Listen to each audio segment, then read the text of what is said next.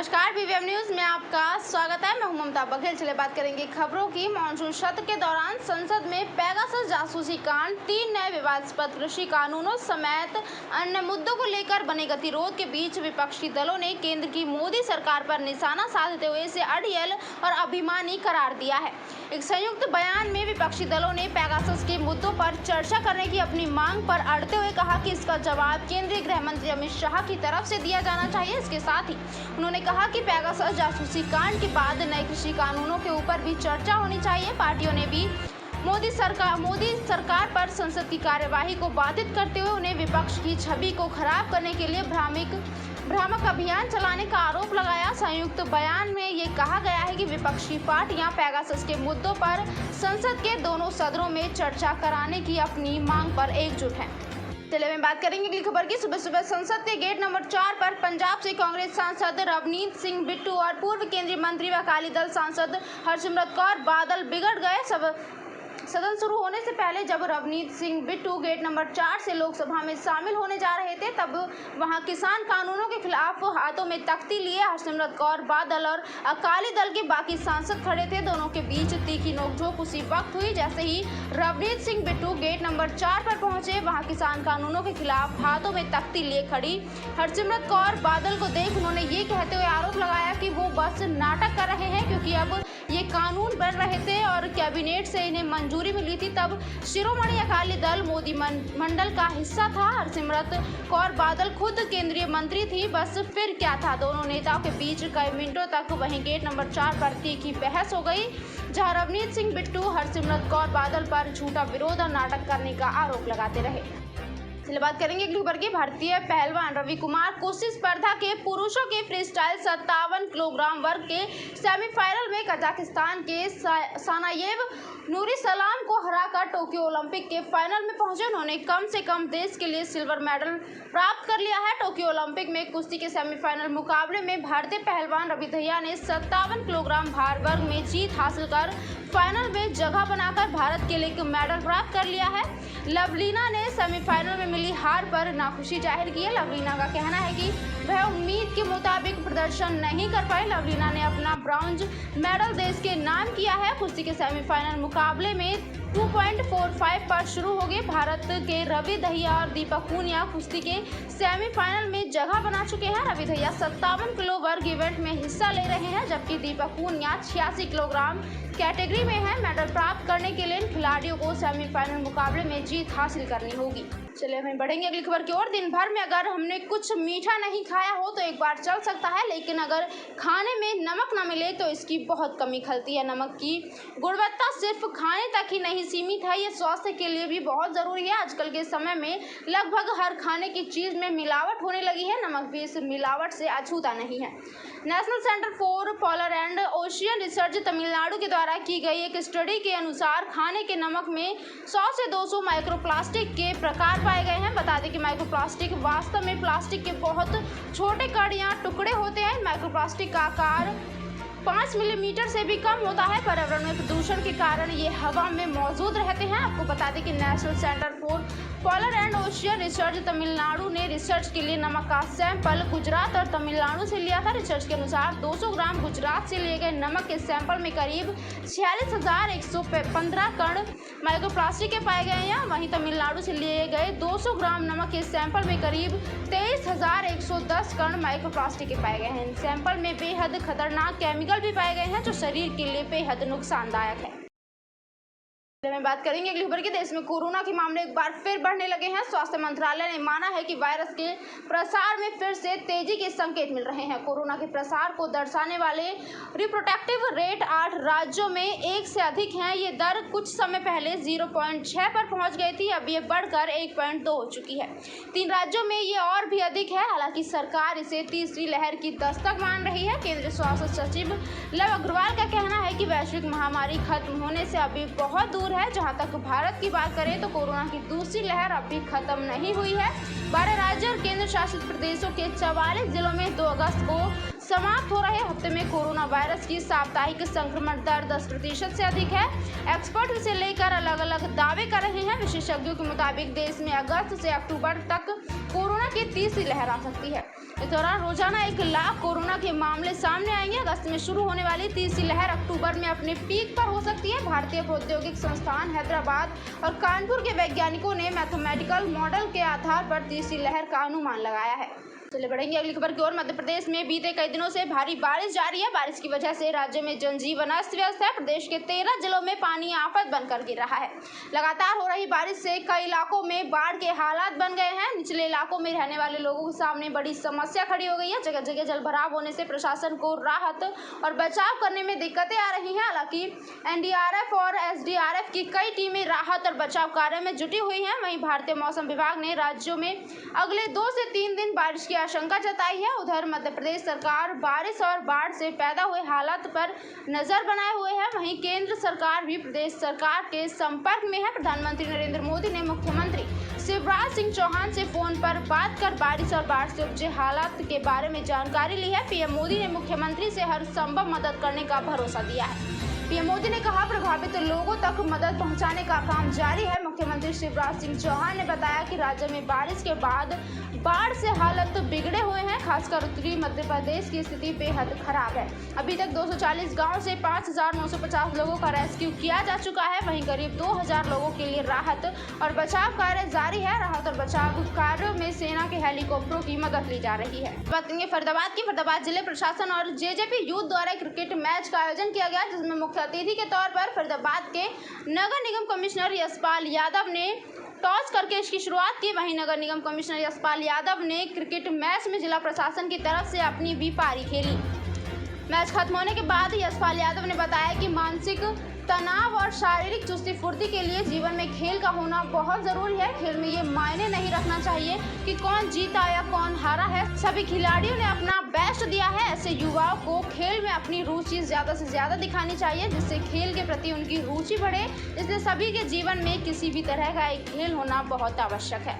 लोग हैं, चाहे वो एडमिनिस्ट्रेशन के लोग हों, चाहे वो सिविल सोसाइटी के लोग हों, उन सब के साथ हम लोग एक स्पोर्टिंग कल्चर को बरकरार रखते हुए और इस एक प्रथा को हम आगे बढ़ाने का काम करेंगे। अच्छा, कैसे जो है आज पूरी टीम की तैयारी होगी, कैसे डीसी साहब की जो टीम होगी दूसरी उसको जो है जीत हासिल करें अपनी टीम को, कैसे रणनीति बनाई होगी पूरी? तैयारी तो आज एक यूथ पॉलिटिकल टीम क्रिकेट खेल रही है, तो मैं तो नहीं समझता कि बहुत ज़्यादा तो प्रोफेशनल प्लेयर्स नहीं हैं, लेकिन हाँ सब अपनी तरफ से कोशिश करेंगे कि एक स्पोर्टिंग स्पिरिट को रखते हुए मे द बेस्ट टीम विन। और जेजीपी के यूथ विंग के प्रधान हैं और युवाओं के लिए आदर्श हैं, तो ये अगर आके खेलेंगे और मोटिवेट करेंगे तो बहुत लोग आके ग्राउंड पे मैचेस खेलेंगे। और अच्छी बात है अगर यूथ आके घर से बाहर निकलता है, खेलता है, तो ज़्यादा स्वस्थ रहेगा, ज़्यादा बेहतर रहेगा। सर, आपकी क्रिकेट टीम पूरे फरीदाबाद में जानी जाती है और पहला मैच इनके साथ आप खेल रहे हैं, क्या एक तरफा मैच होने वाला है?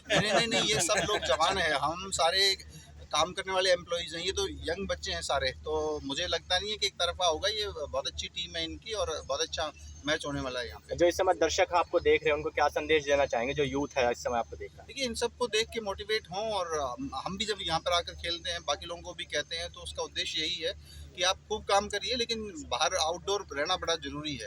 जो कोविड की विशेष तौर पे अगर हम बात करते हैं, तो जितने भी लोग जो बाहर काम कर रहे थे, एक्सरसाइज कर रहे थे, वो लोग कम ससेप्टेबल थे। पहले बात करेंगे फरीदाबाद की ही। फरीदाबाद के नए डीसी जितेंद्र यादव ने कहा चाहे 2 ही पौधे लगाएं, लेकिन उनकी देखभाल 2 साल तक जरूर करें। उन्होंने कहा कि सरकार ने फरीदाबाद का जो दायित्व उनको दिया है उसके लिए वे मुख्यमंत्री का धन्यवाद करते हैं और जिले में जो भी बेस्ट होगा उसको किया जाएगा। डीसी जितेंद्र सेक्टर 12 में सांसें कार्यक्रम के तहत युवाओं के साथ पौधारोपण कर रहे थे। इस मौके पर उनके साथ जिले के युवाओं ने भी बढ़ चढ़कर भाग लिया और ज़्यादा से ज़्यादा पौधे लगाकर उनकी देखभाल करने की बात कही। मेरा सभी से अपील है, सभी फरीदाबाद के निवासियों से, उसमें मैं भी इंक्लूड होता हूँ, कि पेड़ हम चाहे 2 लगाएं 5 लगाएं, लेकिन उन पेड़ का ध्यान रखें। एक पेड़ मिनिमम 2 साल की उसकी रिक्वायरमेंट तो ज़रूरत होती है, तब तक उसे पालें, उसके बाद तो वो नेचर के थ्रू ही सारी चीज़ें ले लेगा। तो पेड़ उतने लगाएं। मेरी अपील ये भी है कि ज़्यादा से ज़्यादा पेड़ लगाएं, लेकिन उतने लगाएं जिनका हम पालन पोषण कर सकें। डीसी पद की कार्यकारिणी संभालिए एक अच्छे संदेश के साथ, तो इसके लिए भी क्या कहेंगे? नहीं, बिल्कुल बहुत अच्छा डिस्ट्रिक्ट है। मैं हरियाणा सरकार का, सीएम साहब का धन्यवाद करता हूँ कि उन्होंने ये दायित्व दिया हमें।